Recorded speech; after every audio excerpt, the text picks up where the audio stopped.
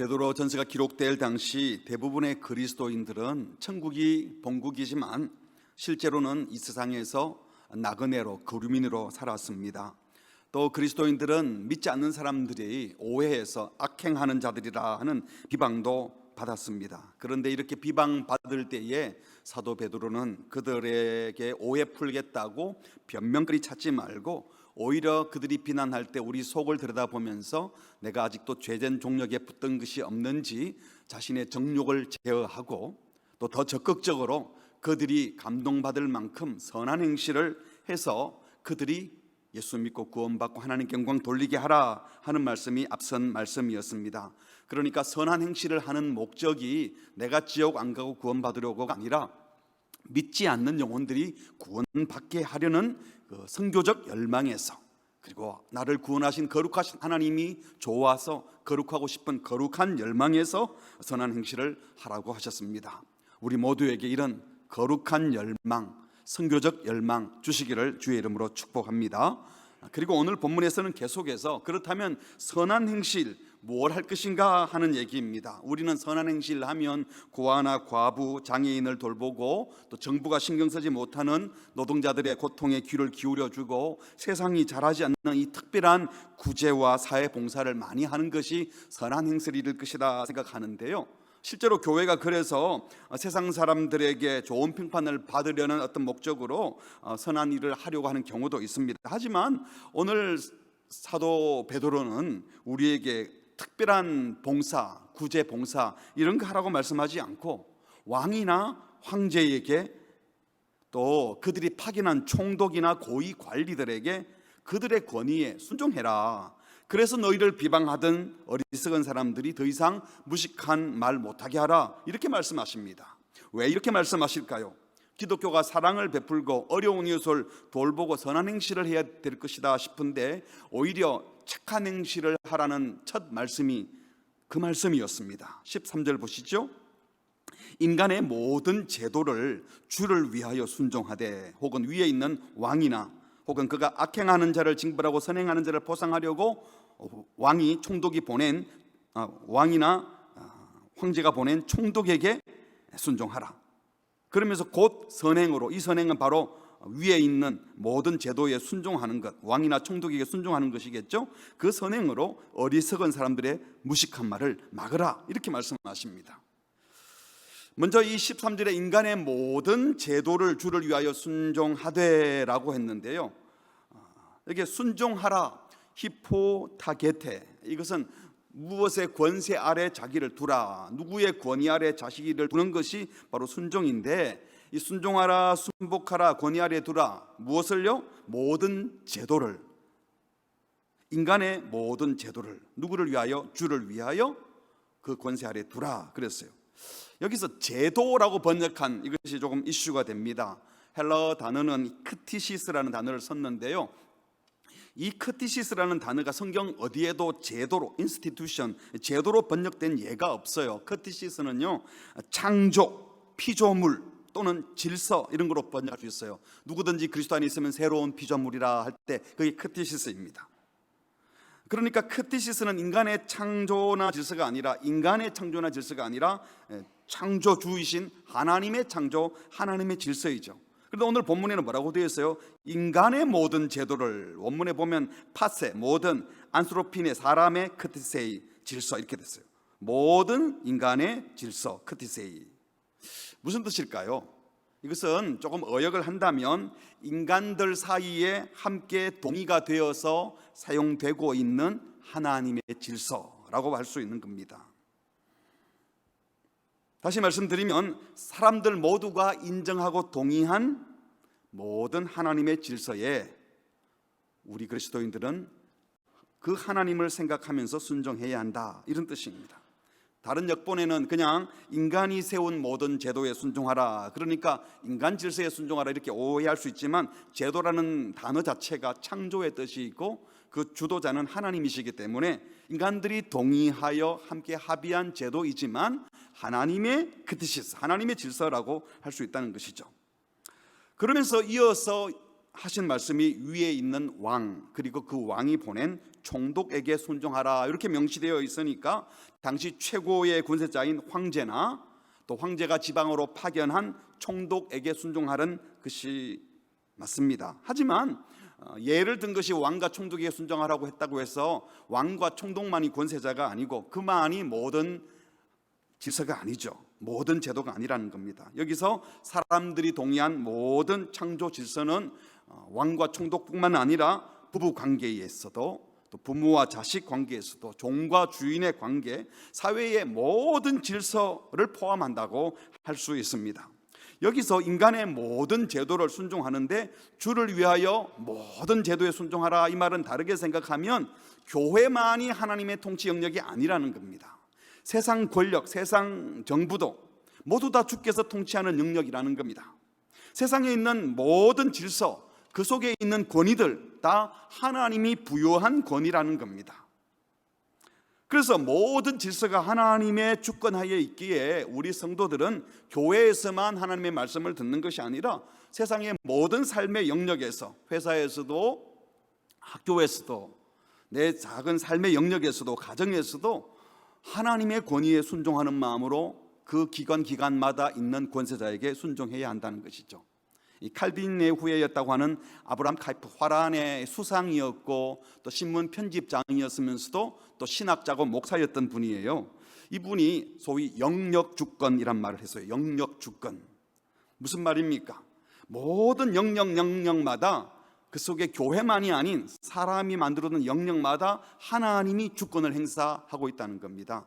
그게 사람들의 권세자가 있긴 하지만 실제로 그 주권자는 하나님이기 때문에 우리 그리스도인들은 우리 삶의 모든 영역에서 하나님의 주권이 세워지게 해야 된다는 것이죠. 그래서 우리가 성도가 세상에 속한 어떤 회사나 단체나 모임에서 그 권세자에게 순종한다면 그 사람이 무서워서 그 사람이 벌 줄까 봐 굴종하는 것이 아니라 주님을 위하여 주께 순종하는 마음으로 순종하는 것이죠. 또 다른 말로 하면 교회만 중요한 것이 아니라 입법부인 국회도 중요하고 사법부도 중요하고 행정부도 매우 중요합니다. 그곳에서도 하나님의 주권이 임해야 됩니다. 정권 거래소에도 주식시장에도 회사에서도 병원도 학교도 마켓 시장의 질서에도 무엇보다도 각 가정에도 교회만큼이나 하나님의 통치가 똑같이 임해야 한다는 것이 모든 질서에 순종하라고 말씀하는 배경이 된다는 겁니다. 그래서 이 교회나 공권력을 가진 정부는 하나님의 주권하에 있는 세상 모든 영역에 정의가 바로 시행되고 있는지, 그리고 사랑이 흘러갈 수 있도록 함께 건강하게 자랄 수 있도록 때로는 선지자의 역할도 하고 때로는 제사장적 역할도 감당해야 되는 것입니다. 다시 말해서 성도의 신앙생활은 교회 생활만 잘하면 되는 것이 아니라 우리 성도들이 속한 모든 삶의 영역, 내가 속한 나라, 우리 부산에 사니까 부산 지방정부, 모든 기관, 단체에서 하나님의 정의가 시행될 수 있게 하는 삶을 살아내려는 말씀이 바로 모든 제도에 순종하라는 말씀입니다. 우리 주님이 관여하지 않는, 우리 하나님의 주권이 미치지 않는, 주님이 주인 되시지 않는 영역이 아무데도 없기 때문인 줄 믿습니다. 결국 뭘 말씀하는 겁니까? 왜 억울하게 오해받고 비방받는 그리스도인들에게 선한 행실을 하라고 하면서 제일 먼저 말씀하시는 것이 모든 제도를 주를 위하여 순종하라는 것일까요? 성도라고 해서 더 특별하게 구제하고 대단한 희생을 하고 엄청난 헌신을 하겠다 이렇게 말하기 전에 예수 믿지 않는 사람들도 다 지키는 정당한 법이 있지 않습니까?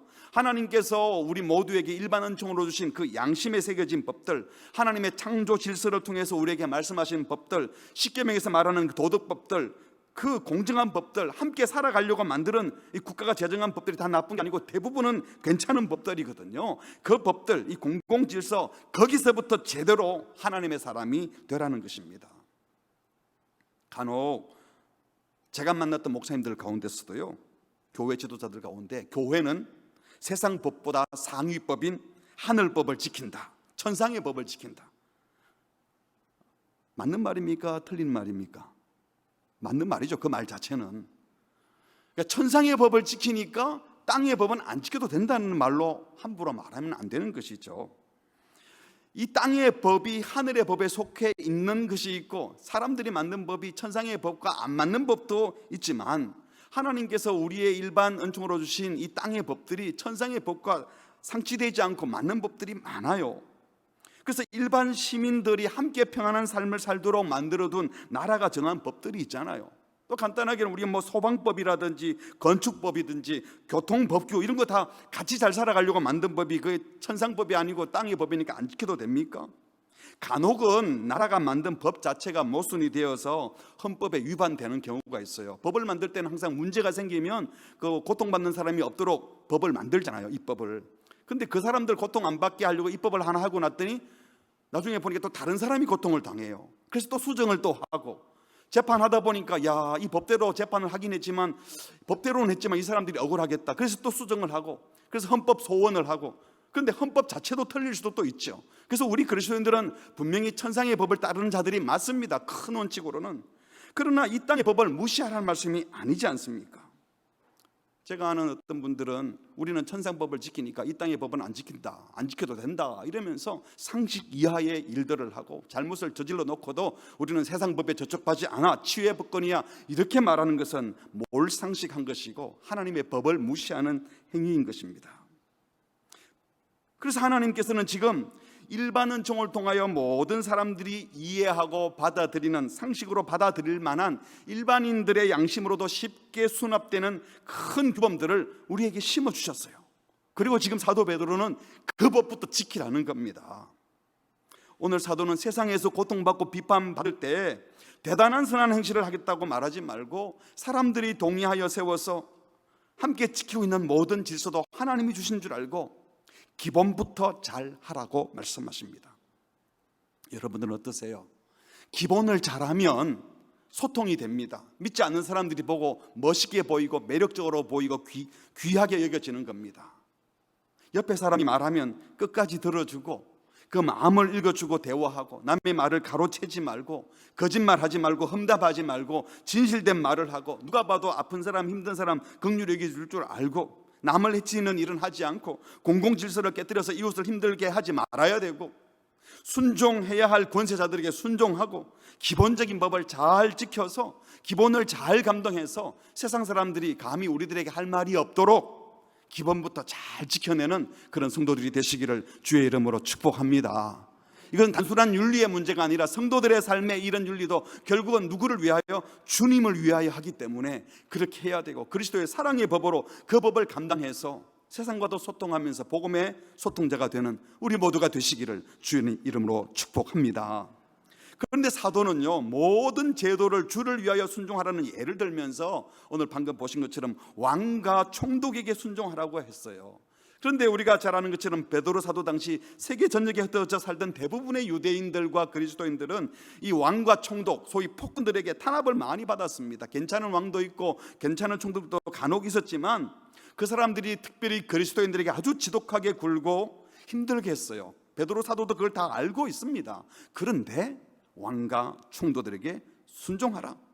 하나님이 창조하신 세상을 인간 통치자들이 통치하고 다스리는 것, 이게 여전히 하나님의 뜻이다. 그들에게 순종해야 한다. 이게 지금 사도 베드로의 권면이라는 것입니다. 그렇다면 모든 제도에 모든 질서에 순종하라는 것은 정부 권력자에게 무조건 순종해야 된다. 악한 권세자에게도 잘못을 범하는 권세자에게도 불법을 지시하는 자에게도 무조건 순종하라는 말씀이겠습니까? 아닙니다. 방금 보신 것처럼 조건이 붙어 있잖아요. 뭡니까? 누구를 위하여? 주를 위하여 순종하라. 주를 위하여 순종하라라고 했어요. 13절 보십시오. 인간의 모든 제도를 누구를 위하여? 주를 위하여 순종하되.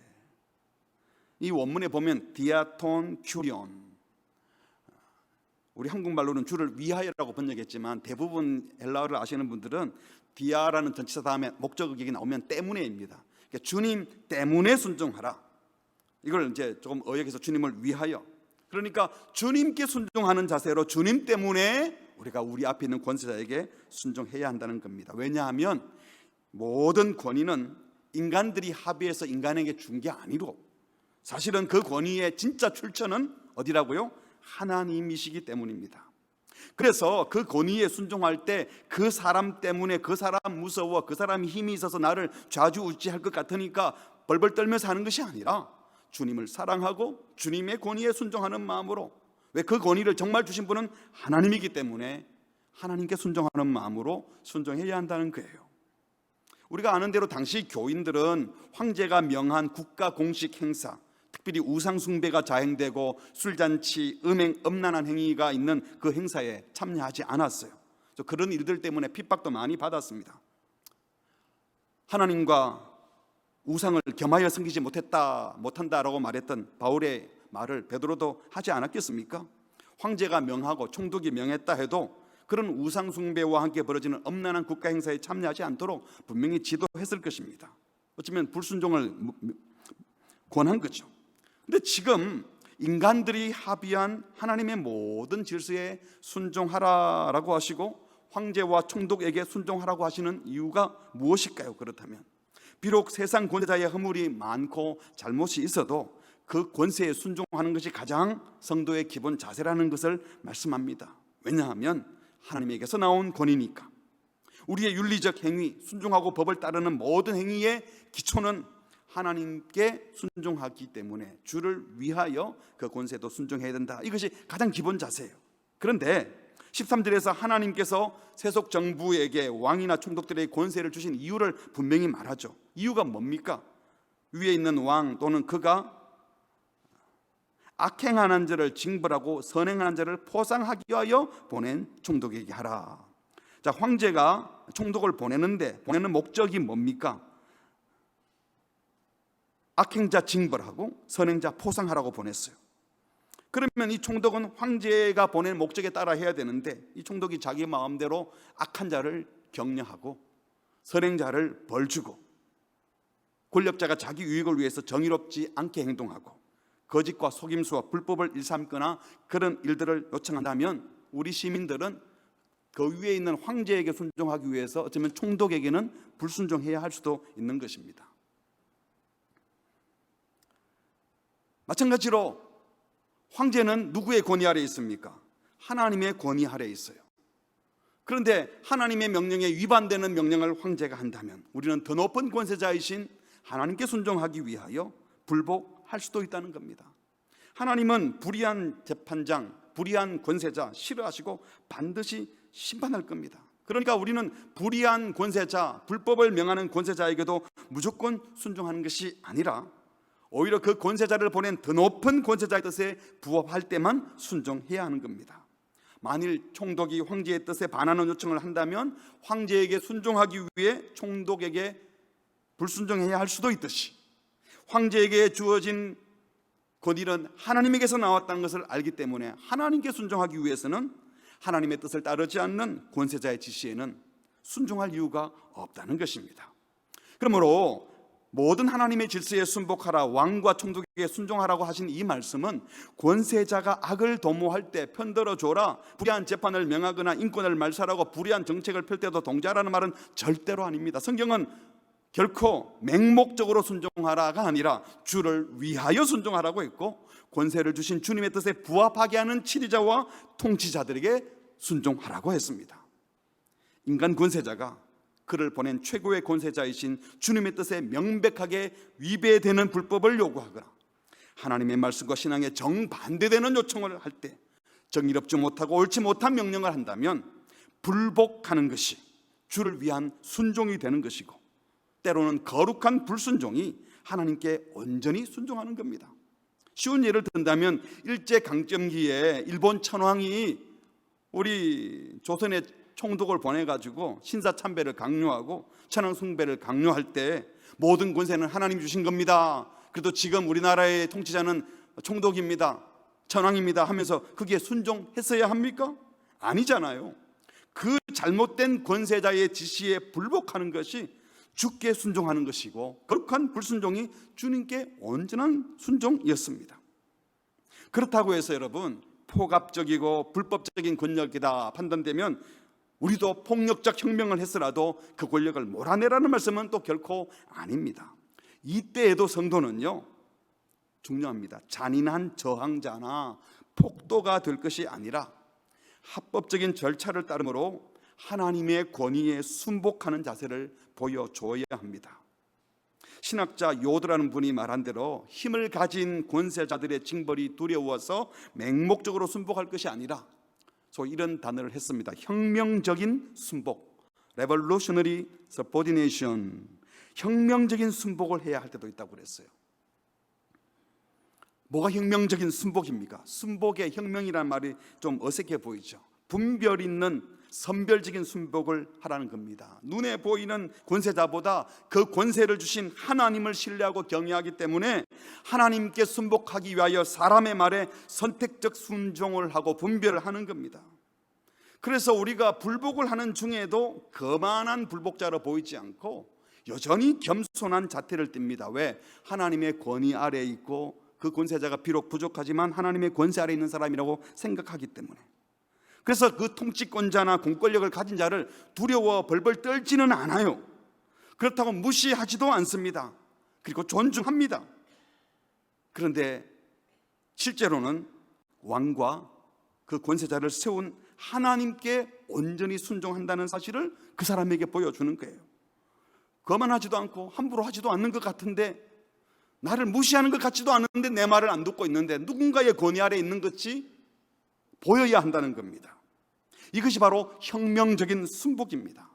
권세자가 볼 때는 비폭력 저항자로만 보이지만 여전히 순종하는 자세요, 겸손한 모습을 가지고 그러면서도 감히 함부로 할 수 없는 품격을 가진 우리를 보고 저 사람은 도대체 누구의 권위 아래 있는가? 내 앞에 있는 것 같은데 내 앞에 있지 않는 것 같은 거예요. 빌라도가 예수님을 재판하면서 자기가 권세가 있으니까 내가 너를 풀어줄 수도 있고 놓아줄 수도 있다고 말하는데 예수님이 그 권세 앞에 서 있어요. 인정하고 서 있지만 그러나 예수님은 하나님 아버지께 순종하고 있는 거였습니다. 그래서 빌라도가 감히 자기가 권세가 있다고 말하면서도 함부로 할 수 없었습니다. 권세의 원천이신 하나님 앞에 서 있는 하나님을 섬기는 자임을 세상 부재자들 앞에 보여주는 것이 바로 혁명적인 순복인 거예요. 신학자 톰 라이트라는 분은요, 이런 말도 했습니다. 이 잘못된 정권 교체하는 것이 혁명이 아니라 하나님을 온전히 섬기는 성도의 삶이 오히려 더 혁명적인 일이다. 혁명은 바꾸는 건데, 그래서 이런 표현을 했어요. 평화롭고 지혜롭고 눈에 띄게 선한 삶을 살아냄으로써 그 평화로움, 지혜로움, 그 선한 삶이 세상 사람과 차별이 되는 거예요. 그것을 통해서 참 하나님을 섬기는 것이 훨씬 더 부패한 정권이 타도되고 별 다를 것이 없는 또 다른 정권이 그 자리를 차지하는 것보다 훨씬 더 혁명적인 일이라는 겁니다. 우리가 많이 경험했잖아요. 잘못된 정권이라고 물러나라고 해서 물러나서 정권이 바뀌니까 천국이 되든가요? 에이, 그놈이 그놈이네, 이렇게 욕할 때가 얼마나 많았습니까? 진짜 혁명은 폭력이나 다른 어떤 방식으로 정권 교체를 하는 것이 아니라 성도가 선한 삶을 사는 것이 진정한 혁명이라는 거예요. 물론 성도의 선한 삶으로 금방 악한 정권이 무너진다는 것은 아닙니다. 사도 베드로도 그런 것을 다 알고 있어요. 우리가 선하게 살면 세상 통치자들이 금방 감동을 받고 교회를 존경하고 그리스도인들에게 박수를 쳐준다, 그런 말씀도 아닙니다.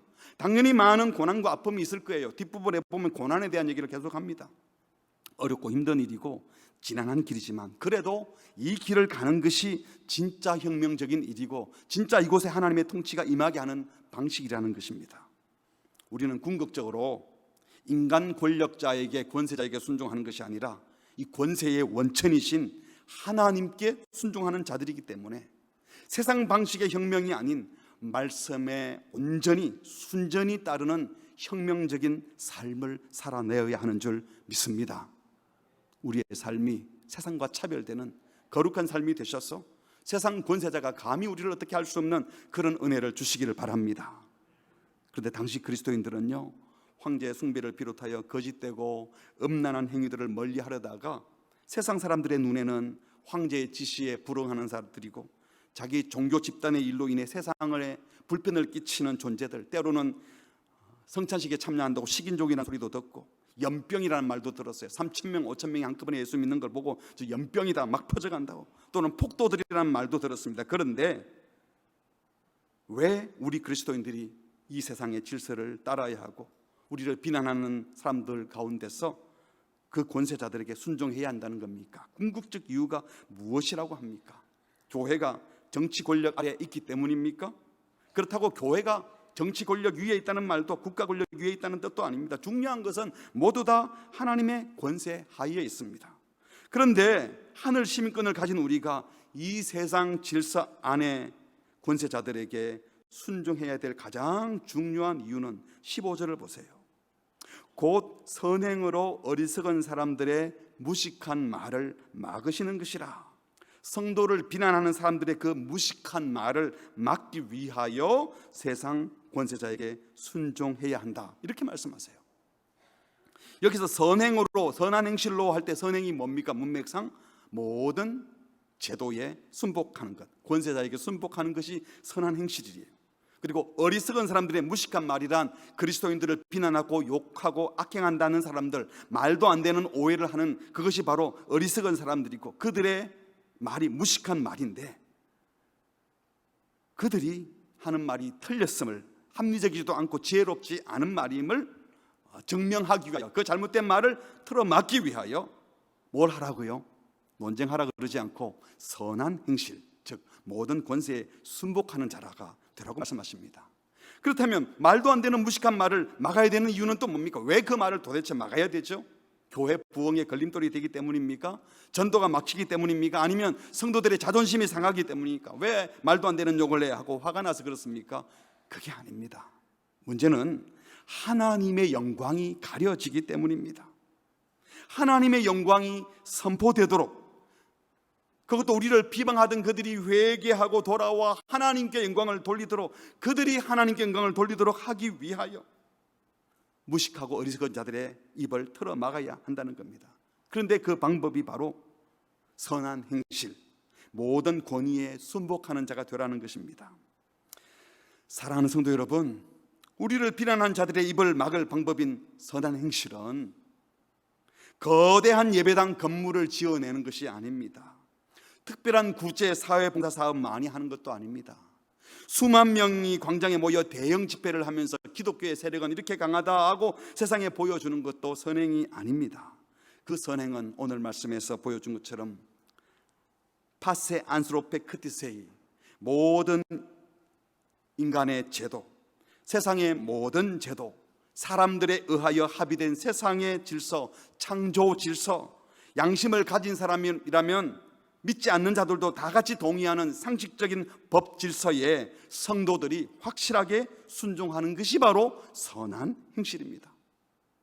마지막 심판대에 주님이 세상 사람들에게 말하기를 그렇게 말하는 거예요. 너희들이 그렇게 비판하고 욕하던 그리스도인들을 봐라. 너희가 기준으로 삼던 그 양심과 도덕의 기준으로 봐도 내 백성들이 탁월하지 않더냐? 너희들의 비난이 함부로 잘못한 것이 아니더냐? 얼마나 이 사람들이 훌륭하냐라고 주님께서 우리의 행실을 가지고 불신자들 앞에 증명할 수 있도록, 그들의 입을 막을 수 있도록 선한 행실을 하라는 것입니다. 특별하게 대단한 일 하려고 하지 말고, 튀는 일 하려고 하지 말고, 양심에 남아있는 아주 기본적인 질서에 순복하며 살라는 겁니다. 십계명에서 말하는 대로 남의 것 훔치지 말고, 거짓말하지 말고, 속여서 취하지 말고, 남의 가정 파탄내는 엄난한 짓 하지 말고, 세금 잘 내고, 노동 현장에서 고용주와 약속 잘 지키고, 자식들과 한 약속 지키고, 남편과 아내와 한 약속 잘 지키고, 국가가 상식적으로 만든 각종 법규들, 형사법, 민법, 상법, 교통법규들까지도 좀 잘 지키라는 거예요. 감히 흠잡을 것이 없게 하라는 겁니다. 아주 기본적인 법도 못 지키는 주제에 복음을 전한다고 하면 복음이 전해지겠느냐는 거예요. 국가 권력자와 통치자 그룹들이 악을 행하거나 부정을 행할 때 바른 말 한마디 하려면 그 사람들이 감히 평소에 우리에게 지적할 말이 없어야 돼요. 그런데 우리를 우습게 보고 있는데 기본적인 질서도 안 지키는 사람들이 하나님의 이름으로, 복음의 이름으로 옳은 말을 한다고 말을 하면 아예 그 사람들이 귀를 막을 겁니다. 그들이 하나님께 순종하지 않고 악을 조장하거나 창조 질서를 깨뜨리는 일을 할 때도 우리가 말을 해야 되는데, 그때 우리가 말을 할 때 그 사람들이 우리를 비난하거나 딴지 걸지 못하게 하려면 확실하게 그 사람들이 다 인정하는 그 모든 질서에 순종하는 자가 되라는 것입니다. 우리가 가진 신앙이 싫어서요 괜히 시비 걸고 괜히 딴지 걸다가도 자기들도 통용하는 그 양심의 법, 도덕법, 자연질서를 위배한 일이 전혀 없는 성도의 이 선한 행실들을 바라보면서 입이 탁 막혀서 할 말 없다, 저 사람들한테 우리가 뭘 말하겠느냐, 다시 말씀드립니다. 그리스도인들을 만났던 분들이 참 배려를 잘하구나, 양보할 줄 알구나, 조심스럽구나, 공공질서를 잘 지키고 아픈 사람 보면 불쌍히 여길 줄 알고 나눌 줄 알고 약속은 꼭 지키고 아주 기본적인 것에 있어서 그들이 우리에게 감히 할 말이 없게 하는 이런 사람이 되어야 우리를 비난하는 그들에게 그들이 예수 믿고 하나님께 영광 돌리게 할 수 있다는 것입니다.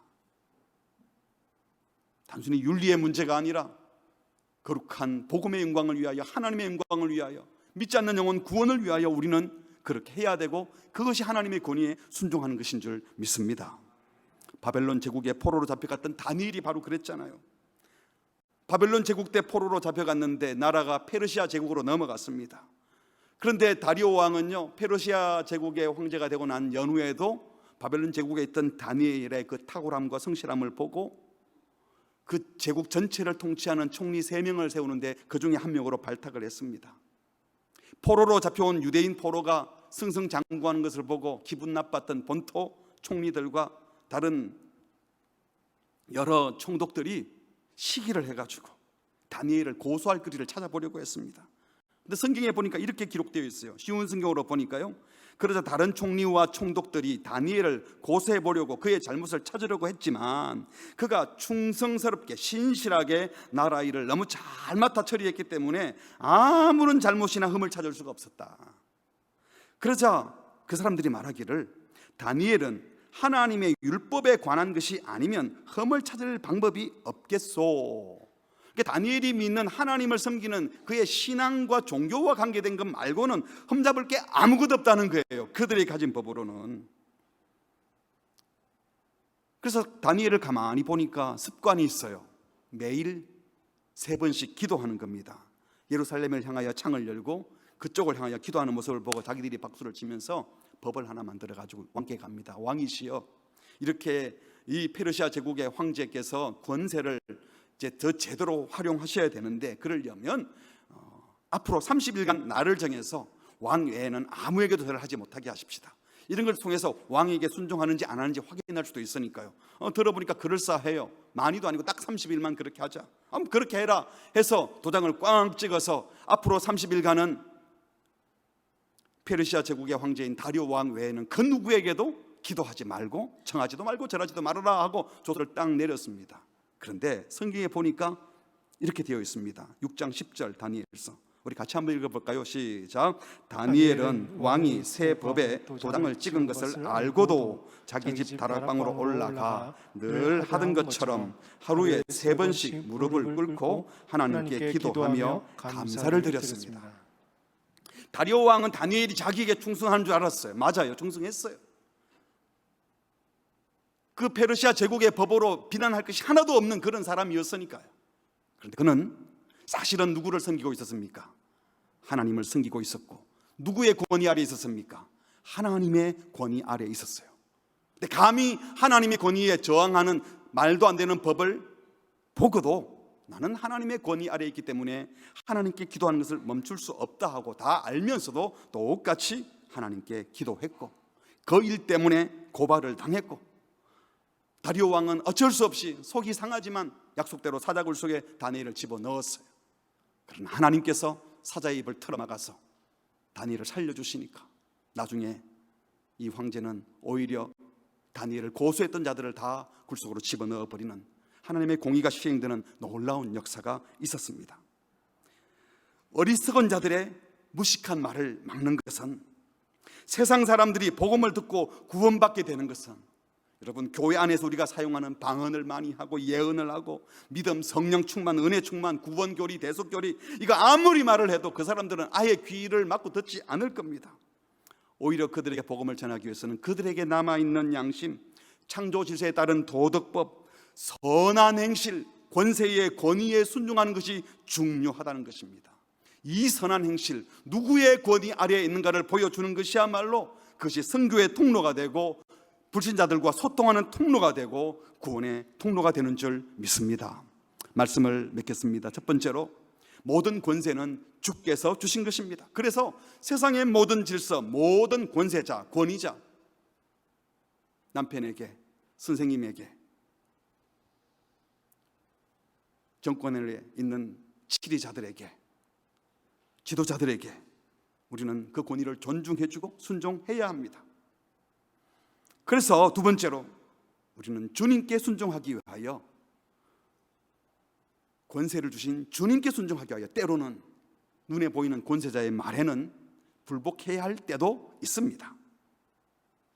그러나 세 번째, 우리 모두는 세상 사람들이 결국에는 하나님께 영광을 돌릴 수 있도록 혁명적인 순복자들이 되어야 합니다. 우리 하나님께서 분명 악한 권세자, 불법한 권세자 싫어하시고 심판할 거예요. 악한 권세자에게 동조할 이유 없고 그들에게 굽신거리며 비유 맞출 필요도 없습니다. 그리고 계속 악을 행하도록 내버려 둬서도 안 됩니다. 그들이 어리석고 무식한 행동을 하지 못하게 해야 될 책임이 우리 성도들에게 있습니다. 하지만 그 경우에도 그들이 회개할 기회를 갖도록 끝까지 그들의 원수가 되지 말고 긍휼함과 존중함의 마음을 놓치지 말아야 합니다. 이를 위해서 해야 할 일이 뭡니까? 혁명적인 순종자가 되는 겁니다. 감히 우리를 비난하지 못하도록 거만한 폭도나 폭력적 혁명가가 아니라 겸손히 순종하되 사람을 두려워하지 않고 눈앞에 있는 권세자를 두려워하지 않고 하나님을 두려워하고 있는 경건함을 보여줘야 되는 겁니다. 우리를 함부로 하려고 왔다가도 하나님의 권세 아래 있는 모습을 보여줄 때 그들은 회개하고 주님을 만나게 되는 것입니다. 하나님의 거룩한 힘, 하나님의 선한 능력, 우리의 전생애가, 우리의 매 순간이 하나님의 권위 아래, 하나님의 권세 아래 사로잡혀 있다는 이 모습을 보여주는 그것만이 그들을 주께로 돌아오게 하는 복음의 통로가 되고, 그 선한 행실이 세상을 구원하는, 그리고 세상이 하나님께 영광 돌리게 하는 통로가 되는 것을 믿고 선한 행실을 하는, 세상 법으로도 흠잡을 데가 없는 사람이 되는 우리 모든 그리스도인들 되시기를 주의 이름으로 축복합니다. 아멘. 우리 함께 찬양하겠습니다. 그 선한 힘에 고요히 감사. 이 노래를 작사하신 분은 본회프 목사님이십니다. 독일 주류 교단들이 모두 다 히틀러의 그 나치즘에 다 동조하면서 유대인들을 학살하고 게르만 민족의 우수성을 증명하려고 전쟁 광이 되어 가는데 독일 교회가 모두 다 나치에게 순복했어요. 히틀러 찬양, 히틀러가 하나님 주신 영웅이라고 칭송하고 그랬습니다. 그때 분연이 일어나서 아니다, 그럴 수 없다 하면서 유대인들 학살당하지 못하도록 도망가는데 도와주고, 미친 사람처럼 버스 운전하고 있는 그 운전대는 빼앗아야 된다라고 말했던 사람이 본헤프 목사님입니다. 그 당시 독일 교회에서는 본헤프를 이단이라 그랬을지도 몰라요. 그러나 지금 우리 모두는 그가 진정한 주님의 제자였고, 그가 다른 폭력이나 악을 행하는 것이 아니라 거룩한 저항을 했던 목사님이십니다. 누구의 힘 아래 있었던가? 하나님의 권위 아래, 하나님의 힘에 딱 압도되어 있으니까 그는 어두운 밤을 지나면서도 주께서 빛난 날을 오실 것을 믿고 끝까지 그 길을 갈 수 있었습니다. 우리가 그 시대를 생각하며, 또 우리가 이 시대에 누구 권위 아래 있어야 될 것인가, 누구의 힘을 붙들고 살아야 될 것인가 생각하며 함께 고백했으면 좋겠습니다. 그 선한 힘에 고요히 감사하여 그 놀라운 평화를 누리며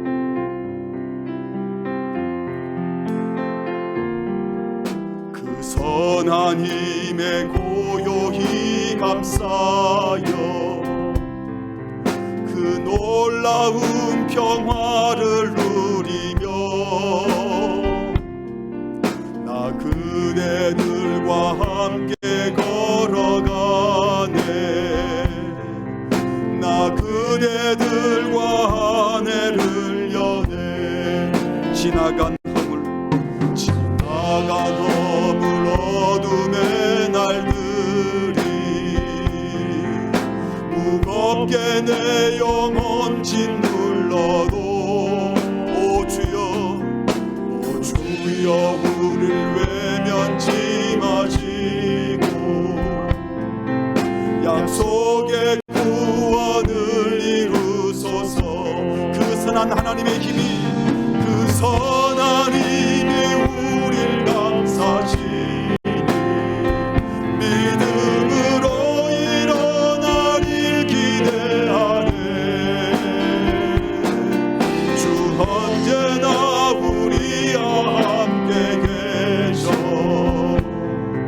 하루 또 하루가 늘 새로워.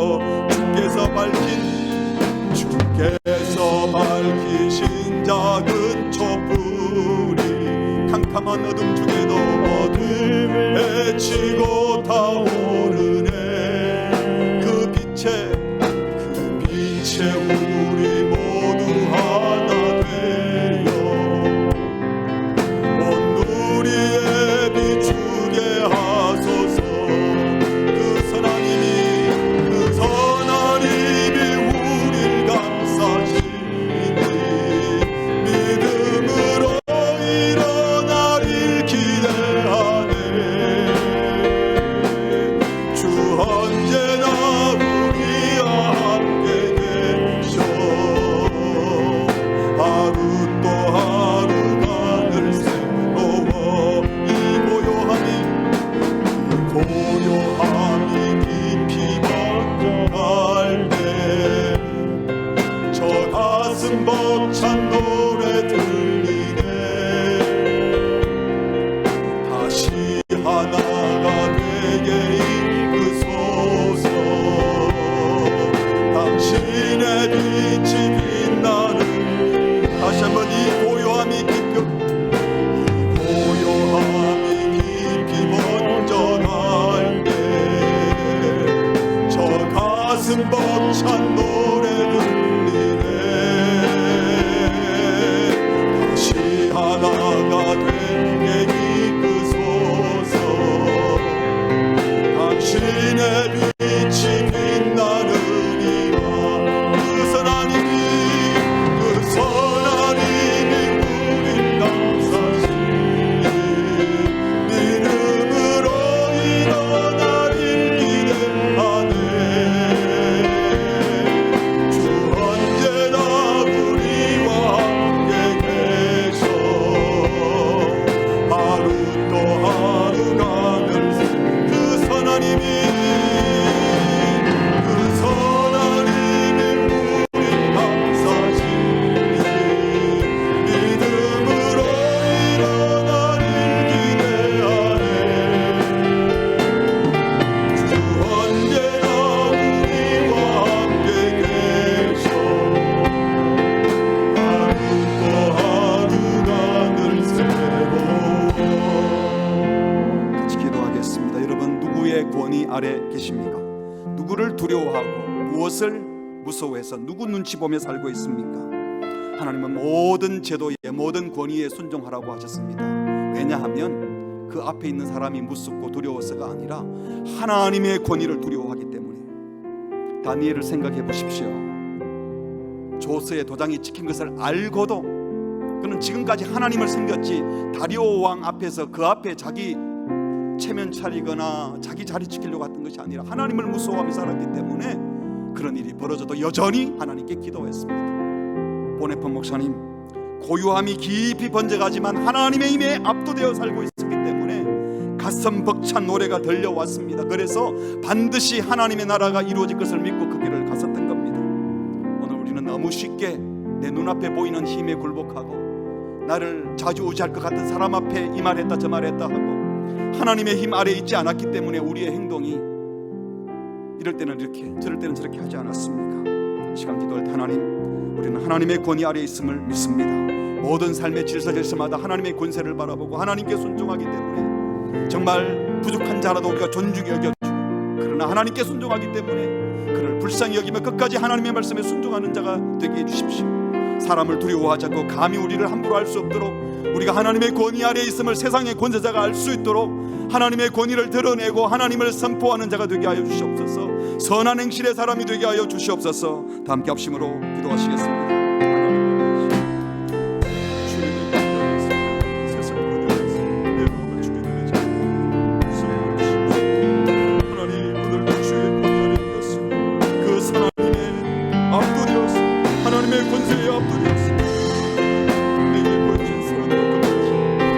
주기까지 하신 그분의 모든 모습을 하나님의 사랑이 하나님의 십자가에 계시기로 하였던 하나님의 권위 아래 있어서 하나님의 뜻을 우리도 주님의 길을 따라가게 하시고 십자가 지는 위선과 승리로 참된 빛을 발하게 하시고 하나님을 순종하고 있음을 하나님의 권세 아래 있음을 하나님의 머리 앞에 있음을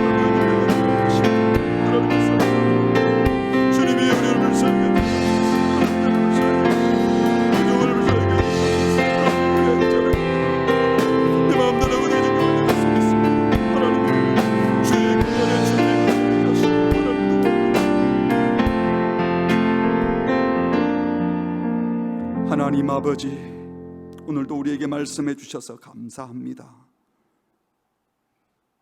우리의 창조주시여 우리의 구원자이신 마지막에 심판하시는 하나님을 바라보며 하나님을 사랑해서 하나님이 좋아서 하나님의 권위 아래에서 사는 우리 모두가 되게 하여 주시옵소서. 세상의 그 어떤 권력자도 그 어떤 권세자도 나를 좌지우지할 것 같은 그 어떤 자도 두려워하지 말게 하시고 하나님의 권위 아래에 있기 때문에 권세를 가진 자들에게 순복하되 겸손하고 순종하는 자태이지만 결국은 우리가 하나님의 권위 아래에 있음을 세상에 보여줄 수 있는, 그래서 그들로 하여금 하나님께로 나아오게 하는 자들이 되게 하여 주시옵소서. 우리가 하나님의 권위 아래에 있지 않았기 때문에 때로는 내 정욕대로 내 마음대로 행동하다가 옆에 사람에게 상처를 주고 남들을 힘들게 했던 죄인이었음을 고백합니다. 단 한순간도 내 정욕에 붙들리지 말게 하시고 사람들 눈치 보지 말게 하시고 하나님의 권위 아래에 있게 하여 주시옵소서. 그 선한 힘에 사로잡혀서 그 선한 권세에 사로잡혀서 하나님의 선한 힘에 붙들림 받아서 당당히 주님만 경배하며 살아가는 우리 모든 성도들 되게 하여 주시옵소서. 예수님의 이름으로 기도합니다. 아멘.